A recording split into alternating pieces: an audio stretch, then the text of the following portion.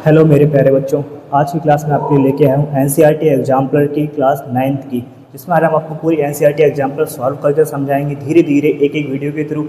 तो अभी class 9th के बच्चों के लिए हमारे बहुत ही इंपॉर्टेंट होता है कि एनसीईआरटी एग्जाम्पलर भी सॉल्व करें, जिससे हमारे डाउट क्लियर होते जाएँ और 10th में हम अच्छा स्कोर कर सकें। तो अभी हम आपको करना सिखाएंगे चैप्टर फर्स्ट एनसीईआरटी एग्जाम्पलर से। देखिए इसको कैसे करते हैं, स्टार्ट करते हैं। फर्स्ट एमसीक्यू लिखा है हमारा, every rational number is. Option है आपके पास a natural number, an integer, a real number, a whole number.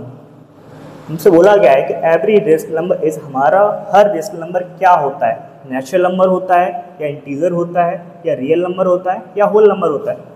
तो रेशनल नंबर हमारा, नेचुरल नंबर तो सभी नहीं हो सकते हैं एंड इंटीजर भी हमारे सारे नहीं हो सकते हैं। रियल नंबर हो सकते हैं, बिकॉज रियल नंबर क्या होते हैं, रियल नंबर हमारे combination of rational number and irrational number होता है। तो इसलिए हमारा ये ऑप्शन नंबर सी हमारा करेक्ट होगा। ठीक है, ऐसे क्वेश्चन नंबर सेकंड लिखा हुआ है, बिटवीन टू रेशनल नंबर, दो रेशनल नंबर के बीच में क्या होता है। सो फर्स्ट ऑप्शन है नो रेशनल नंबर, मतलब कोई रेशनल नंबर नहीं होगा। Exactly one rational number means only one ही रेशनल नंबर होगा, या इनफाइनाइटली मैनी रेशनल नंबर, या फिर इनफाइनाइटली बहुत सारे रेशनल नंबर्स होते हैं। तो कोई भी टू रेशनल नंबर होते हैं उनके बीच हम इनफाइनाइटली मैनी रेशनल नंबर हम फाइंड कर सकते हैं। इसलिए हमारा आंसर सी वाला यहाँ पर करेक्ट होगा। क्वेश्चन नंबर थर्ड हमें दे रखा है, decimal representation of a rational number can not be. ठीक है, यहाँ पर उसने कैन नॉट भी लगाया है कि decimal representation of a rational number, अगर हम डेसिमल रिप्रेजेंटेशन करेंगे रेशनल नंबर का तो हमारा क्या नहीं होगा, टर्मिनेटिंग मतलब नहीं कटेगा, या non terminating, sorry terminating cut जाएगा, नॉन टर्मिनेटिंग नहीं कट होगा, नॉन टर्मिनेटिंग रिपीटिंग मतलब नहीं कटेगा, एंड रिपीटिंग रिपीट होगा, non terminating and non repeating. तो हमने पढ़ा है क्या नहीं होता है, रेशनल नंबर है हमारा टर्मिनेटिंग होता है, नॉन टर्मिनेटिंग भी होता है, नॉन टर्मिनेटिंग रिपीटिंग भी होता है, बट कॉर्नर में क्या नहीं होता है। तो हमारा इसका आंसर होगा डी, क्योंकि ये हमारा इरेशनल नंबर का होता है कि non terminating and non repeating, इसलिए इसका आंसर डी वाला हमारा करेक्ट होगा। ऐसे क्वेश्चन नंबर 4 है, the product of any two irrational number is. जब भी हम कोई टू इरेशनल नंबर का प्रोडक्ट करते हैं तो हमारा क्या आता है, तो मैं आपको बताता हूँ। जैसे मैंने नंबर लिखा √2 इंटू √2, तो यहाँ पे हम इसका इंटू करेंगे तो हमारा आ जाएगा 2 आ जाएगा, क्योंकि रूट से रूट 4 हो जाता है हमारा, एंड देन √4 हमारा निकालेंगे तो हमारा 2 आ जाता है। ऐसे ये हमारा क्या हो जाएगा, ये तो हमारा ओरिजिनल नंबर, एंड देन इससे ही मैंने मल्टीप्लाई किया √2 इंटू √3, तो रूट का तो हमारा रूट लग जाता है, 2 3 जा 6 हो जाता है। यहाँ पर हमारा क्या आया, ये हमारा आया इरेशनल नंबर। तो हमें पता चला कि कोई भी दो रेशनल नंबर, सॉरी इरेशनल का मल्टीप्लाई करते हैं तो रेशनल भी आता है एंड इरेशनल भी आता है, इसलिए हमारे दोनों आंसर आते हैं। समटाइम्स रेशनल आता है एंड समटाइम्स इरेशनल आता है, तो हमारा ये वाला डी वाला आंसर इसका करेक्ट हो जाएगा।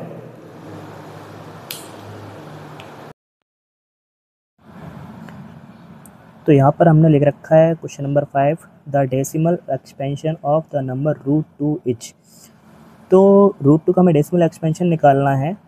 तो देखिए √2 का हम निकालेंगे तो √2 का जैसे डेसिमल निकालते हैं तो हमारी वो फिक्स आंसर नहीं होता है, उसमें हमारे डेसिमल में नंबर कभी फिक्स नहीं आता। फर्स्ट आंसर दे रखा है a finite decimal, and second दे रखा है 1, ये तो हमारा नहीं हो सकता है क्योंकि सेकंड हमारा 1.4142, ये भी हमारा फिक्स है, तो ये भी हमारा आंसर नहीं होगा, ये नॉन टर्मिनेटिंग होता है बिकॉज। तो थर्ड दे रखा है नॉन टर्मिनेटिंग रिपीटिंग, तो ये भी हमारा आंसर नहीं होगा।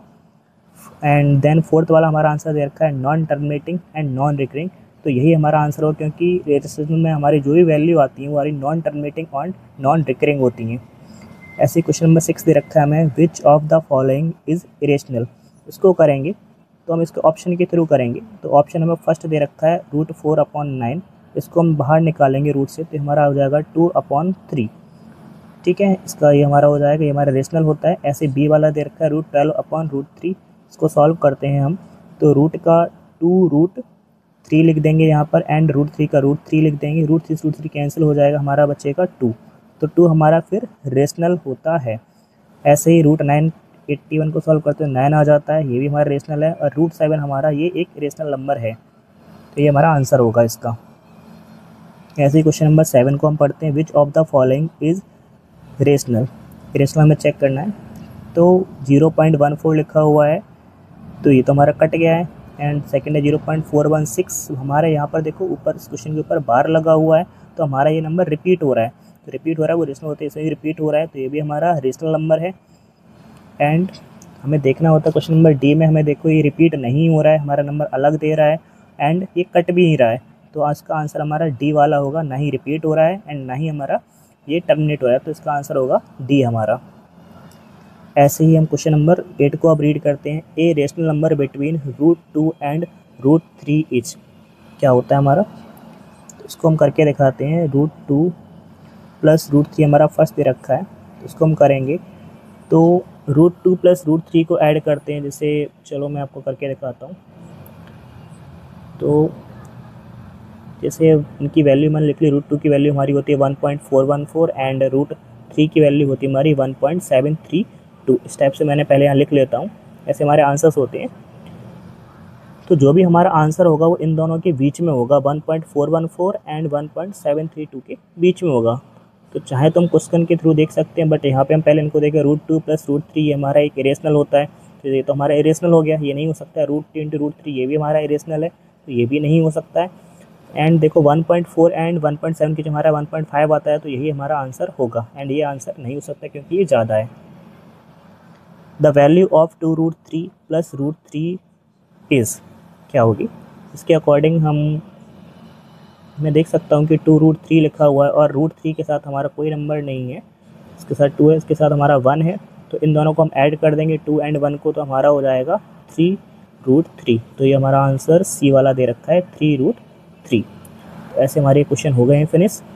अभी क्वेश्चन नंबर 10 को देखते हैं हम। 10 में लिखा है √10 इंटू √15 इज इक्वल टू, इसको हम सॉल्व करेंगे। तो सबसे पहले हम √10 और √15 का मल्टीप्लाई करेंगे।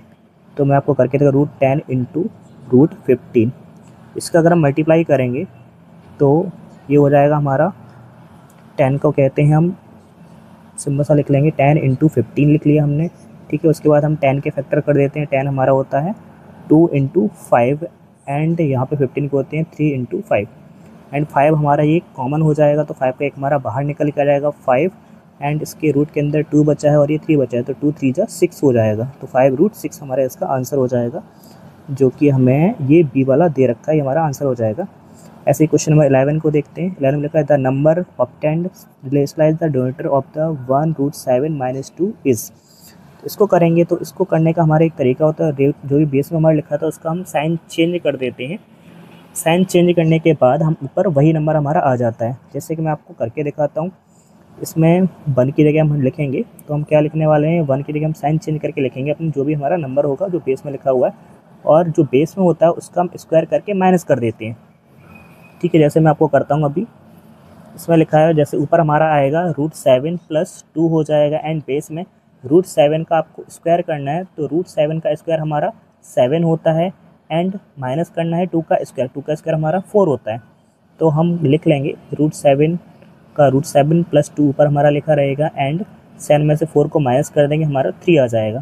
तो ये हमारा आंसर हो जाएगा, आंसर नंबर फर्स्ट, √7 + 2 अपॉन में 3, ये हमारा आंसर है इसका, ठीक है। आई होप आपको समझ में आया होगा। ये हमारा ऊपर में हम इसका बस साइन चेंज करके लिख देते हैं एंड नीचे का स्क्वायर करके हम इसको, देखिए मैंने लिखा हुआ नीचे स्क्वायर करके हम फिर नीचे माइनस कर देते हैं, तो वही हमारा उसमें आंसर आ जाता है माइनस करने पे, ओके। ऐसे ही क्वेश्चन नंबर 12 को देखते हैं। 12 में लिखा है 1√9 - √8 इज इक्वल टू। तो इसको भी हम उसी तरीके से करेंगे जैसे मैंने ऊपर देखा था कि ऊपर हमारा 1 लिखा हुआ है, तो नीचे का इस आपको साइन चेंज करना है और आपको वो सेम ऊपर लिख देना है। जैसे माइनस का मैं आपको करके दिखाता हूँ। ऊपर हो जाएगा हमारा √9 + √8 एंड नीचे वाले नंबरों का हमें क्या करना है, स्क्वायर करना है। √9 का स्क्वायर हमारा 9 होता है, तो मैं यहाँ पे 9 लिख लेता हूँ एंड फिर हमारा माइनस लगा था, तो हम माइनस की जगह पर माइनस लगा देंगे एंड √8 का स्क्वायर हमारा 8 हो जाता है एंड इसको सॉल्व करेंगे। ऊपर हमारा √9 + √8, √9 को हम लिखते हैं 3 और प्लस √8 होता है हमारा 2√2, इसको हम लिख लेंगे 2√2 लिख देंगे। इसके बाद अपॉन में 9 में से 8 माइनस किया तो ये हमारा हो जाएगा 1। तो हमारा यही हो जाएगा इस क्वेश्चन का आंसर जो दे रखा है हमें डी वाला, तो ये हो जाएगा हमारा इसका आंसर। 3 + 2√2। अब क्वेश्चन नंबर 13 को देखते हैं। The value of √32 + √48 upon √8 + √12 is. इसको क्वेश्चन को करेंगे तो हम इसके लिए सबसे पहले देखते हैं कि √32 में ऐसा कोई नंबर है जो आपको परफेक्ट स्क्वायर होता हो, उसकी टाइप से हम लिख लेंगे इस क्वेश्चन को। तो हमें देखना है, उसको मैं आपको करके दिखाता हूँ कि हम इसको कैसे करेंगे। √32 को हम इसको तोड़ते हैं। पहले ऐसे तोड़ना है कि आपका परफेक्ट एक स्क्वायर हो और एक आपका दूसरा नंबर हो। तो हम तोड़ते हैं, तोड़ के मैं आपको बताता हूँ। √32 को मैं लिखूँगा √16 × 2, ठीक है। एंड देन फिर हम लगाएंगे प्लस का साइन। √48 को ये भी हम लिख सकते हैं 16 × 3, 48 होता है हमारा, क्योंकि 16 हमारा एक स्क्वायर हो गया। एंड नीचे बेस में लिखा हुआ है, इसको हम इसमें से 4 2 8 होता है तो हम लिख लेंगे 4 × 2 लिख लेंगे। फिर हम प्लस का साइन लगा लेंगे। एंड ऐसे ही 12 को 4 3 12, रूट के अंदर 4 × 3 लिख देंगे। इससे हमें ये हो जाएगा कि हमें अंदर ये स्क्वायर बने हुए हैं तो इस स्क्वायर को हम बाहर निकाल पाएंगे। ये हमारे परफेक्ट स्क्वायर लिखे हुए हैं। इसमें 16 हमारा 4 का स्क्वायर होता है, हम 4 बाहर निकाल देंगे, 4√2 प्लस यहाँ पे ये हमारा 4 बाहर आ जाएगा, 4√3 हो जाएगा। एंड देन यहाँ से हमारे 2 का स्क्वायर होता है तो 2 बाहर आ जाएगा, 2√2 प्लस इसमें भी 4 लिखा है तो 2 बाहर आ जाएगा, 2√3। अब हमें देखना है इस क्वेश्चन में कि यहाँ पे हमें ऊपर से भी कौन मिल रहा है। ध्यान से देखो 4 4 लिखा हुआ है एंड नीचे हमारा 2 2 लिखा है, तो हम कॉमन ले लेंगे।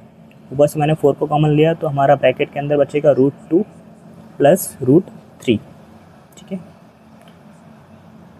देन नीचे हमारा 2 कॉमन है तो 2 को कॉमन ले लेते हैं, तो रूट के अंदर हमारा बचेगा √2 प्लस √3।